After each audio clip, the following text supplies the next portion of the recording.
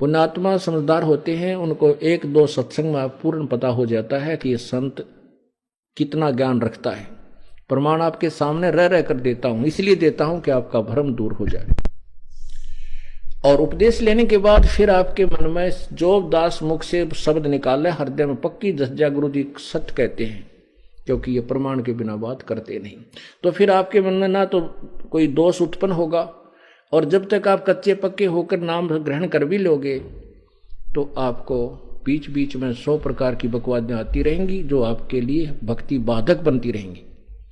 दूसरे वो प्राणी आते हैं यहाँ पर जो दुखी हैं, उनको ज्ञान की उनसे कुछ लेना देना नहीं है, उनका वो भी यहीं पर सेट होगा। उनको आते ही परमात्मा सुख देंगे, ऐसे सुख देंगे वह सोच भी नहीं सकता था कि ये सुख भगवान दे देता है वर्तमान में। फिर वो बेचारे आंख मीच कर बैठ जाएंगे, उनको जो हम बताएंगे वो बिल्कुल सही मानेंगे, गुरु जी जो करे सत्य है। तो पहले इनको सुख देते हैं, फिर कहते हैं तुमने 12 सत्संग कंटिन्यूस अटेंड करना है, हर महीने में 1 बार 2 बार आ जा तेरे भाग अच्छे। तो उसका हमारा उद्देश्य है कि यहां आने से आपको बहुत पुण्य होता है, क्योंकि आप बहुत पुण्यहीन हो चुके हो। जन्म जन्मांतर के अपने पुण्यों को समाप्त करके आपको पुण्यवान बनाने के लिए भी आपको बार बार यहां बुलाया जाता है।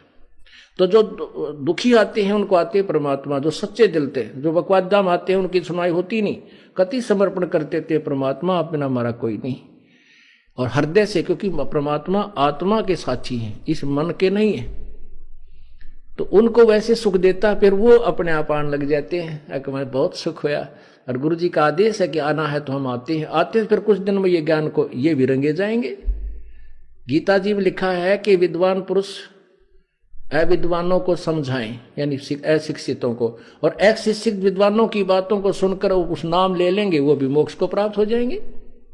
लेकिन इसका दुरुपयोग कर लिया उन नकली गुरुओं ने, इस श्रद्धा का कि श्रद्धालु ब्लाइंड फेथ करते हैं, अंधविश्वास कर लेते, गुरु जो कह रहे हैं सही कहते हैं, इसी का दुरुपयोग करके करोड़ों की संख्या में लोगों को भ्रमित कर दिया।